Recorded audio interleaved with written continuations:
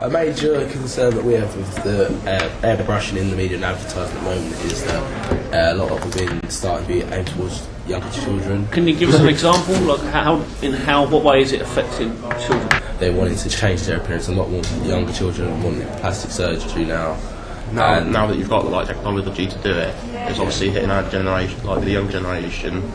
The biggest problem in the UK now is that children are very fat and are having obesity and stuff. So what does the airbrushing have effect to younger people then? Because they are really fat, and that's not the standard of all the advertising billboards and stuff. So you'd rather have anorexic kids to fat kids? Yeah, but anorexia is a mental disease and not an obsession. So if airbrushing was okay, then how come it has actually been banned in adverts for young children? That's like having an 18 film. But why does you're not going to show it to the children. Why does it need to be regulated if it's okay to do that, to create these impressions? The airbrushing for kids, I doubt kids are going to use it, take it that seriously, and probably see it and not even realise that airbrushing's been used. That's the whole point, that they don't know, and so that's what they think this is real. And like, there is a massive celebrity culture, like 11-year-olds might not be putting makeup on, but they see these celebrities and they want to look like them. Yeah, but when the parents raise their children, they have to learn the children that it's all fake and that beauty is also coming from the inside and not only from the outside. But that isn't an issue with advertising, that's an issue with society. That's an issue with advertising is affecting the society. You've got to consider the implications of to society and to the people you're advertising to, and whether it's going to make them unsafe or feel bad about themselves. You can't not take into account those little minorities of people that are going to be offended by things. That's society more. But I think the airbrushing, you wouldn't actually see it like that unless you saw the photos. But attitudes have changed so much, it's more accepted that. I think that's due to parents as well, that kids can go get plastic surgery now. Let's get down to it, yeah? We're trying to sell a product, whatever that product is, cars, beauty, iPods, whatever it is. We're trying to sell this product to an audience and convince that audience that this product is the absolute perfect thing for their money. By lying. One of the best keys of advertising is telling the truth. If you advertise like a skincare product or something, and the person you're showing in the advert doesn't have good skin, you're not going to buy that product. Pretty much, so they've got to sort of make the person look better in order to sell their product. I'm not saying I don't think, I agree with the whole spots, but there's things that are taken a bit further with airbrushing, such as body image, made skinnier and things like that. That affects people health-wise. I think that's the real issue with airbrushing. So much lying and saying that basically products, even a lot of skincare products are going to do something for you which they won't, and which they haven't done to the person that they're taking the little imperfections of spots and stuff. Which also has a reflection on what people consider, people's consideration of ads. Maybe there's a link between airbrushing and how little people trust what they're showing in different ads, because you know that airbrushing is a tool that's used. Okay, I wanted to bring something up about airbrushing, I don't know if you've seen it, the L'Oreal advert with Beyonce featured in it, where they've actually whitened and lightened her skin. I don't think that's right, what they should do with airbrushing, because basically it's saying that the colour of your skin isn't good enough for this advert, and every race should be accepted. If it were possible to go back to a time where airbrushing wasn't something so commonly used, perhaps people would look at someone with perfect skin, because there are people with perfect skin, and say, wow, well that's a better reflection perhaps of how that product can be able to be working. But to airbrush somebody, it gives them all the perfections that you want to see, and it just, you could look at it and be like, oh yeah, my skin's like that, or oh, I have eyes like that, or to make somebody look perfect. And then some people, I'm saying everybody, but there'll be people out there who maybe are a bit overweight or something, but then they could look at a picture of somebody who's been airbrushed, who looks absolutely gorgeous, and be like, oh well, actually I've got something like that, or I'd like to buy that to look like that. It makes somebody look better, right? So what happens when somebody like Beyonce is turned white? That's supposed to be making her look better. I'm not. No, which was the matter. No, I'm not twisting your words. I'm just using what you said because what you're saying doesn't allow for that.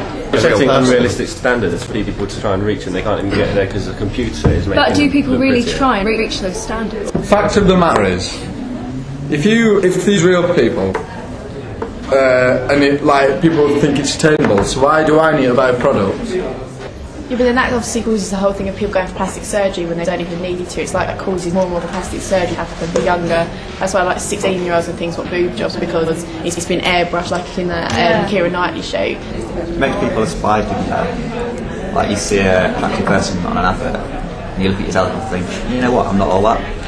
You can always improve. Yeah. That's what airbrushing is. It's great to have someone in that'll put you down day by day. Yeah. No, there's a point where it goes too far. I think if there is a skinny model, they will actually make her skinnier with airbrushing. In some cases, they use airbrushing to make people like plumper and healthier.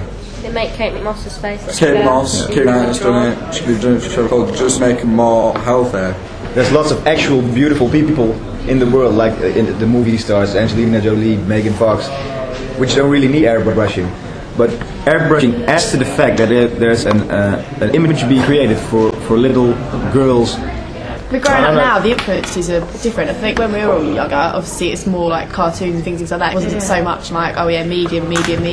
You've got to look like this kind of thing. Whereas I think nowadays it's getting more and more influenced. Let me ask you a question. If you had a photo taken of you and that was going to be shown to everyone, and you got a big, massive spot on the side of your face, would you want that photo to go around, or would you want them to just get rid of it, just that picture? Yeah, somebody turns around and goes, I can sort that out. Yeah, but you say no, because that's giving a false image. But that's of the me. difference. There's airbrushing and just getting rid of slight imperfections, and there's airbrushing and extending their neck length. The only thing that I find about airbrushing is what, if everything's going to be airbrushed, how do we know it's going to be real? You can't really tell if something's been airbrushed or if it hasn't. So, which is the bad thing, because that's like why it's a lie. It's like think about the use of exaggeration in advertising. When you massively exaggerate something, you're not trying to make. You don't suppose for a second that people are going to actually. What's the brand? Links. You don't think by putting that on, you're going to get like women sticking to like flies, but you don't really. I'm sorry, but that's it's an obvious exaggeration. It's something that's supposed to be funny. I can't look like women that are airbrushed, and why should I be exposed to so much manipulated images that make me think that that's what's supposed to be normal? I don't think anyone can make the argument that a beautiful person selling something will sell it as well as an ugly person. As wrong as that is, society still wants that. You don't need airbrushing. Have pretty people or beautiful people. From an advertiser's point of view, I understand that we're all advertisers. We're going to have to airbrush something at some point, but wouldn't you rather take that money and use it more wisely? Well, you just said it just now. We're going to have to airbrush something sometime because it's a useful and valid tool. Change isn't necessarily a good thing. Just moving airbrushing doesn't mean it's a good change. Just we've gone, let's do this. People have constantly been trying to change themselves. Going off the point of it, you're talking about looking better, and we're talking about airbrushing, which is just making it. Which is the same thing. Standard. No, because airbrushing makes people look unrealistic. Yeah, she doesn't look like a person; she looks like a freak. But if society wants a freak, as you said, then we're going to give it to them. Our job as advertisers is to give the audience what they want to see. For a job interview, would you dress up for that job interview, or would you not bother? You would airbrush yourself to make sure that you give the best impression to sell yourself. Like putting makeup on doesn't change the shape of your eyes or your lips. It should be we'll use these normal people to advertise this product. Normal people with no makeup then. Makeup's a different. Makeup is something everybody. Makeup is something that everybody can have. It's to enhance your beauty. It's not to change it completely. You're lying to people when you wear. Her neck was longer after they finished. There's no way that even she could aspire to the changes they made to her. I think it's the reason. On the other hand, you're giving things people to aspire to and ambition. So you create kids' ambition and everything. And you're selling products, therefore benefiting the economy, as Greg said, therefore benefiting everyone as a whole, because we're developing, the world is growing, we're getting more money. With sick, unhappy children and 16-year-old girls who throw themselves off bridges because they're not as beautiful as they think they should look. Great world. Well, I think we can summarize that we actually both agree that it helps making people more beautiful than they actually are. The difference is, they argue that that's a good thing because it sells more stuff, and we argue that it's a bad thing because it makes people unhappy.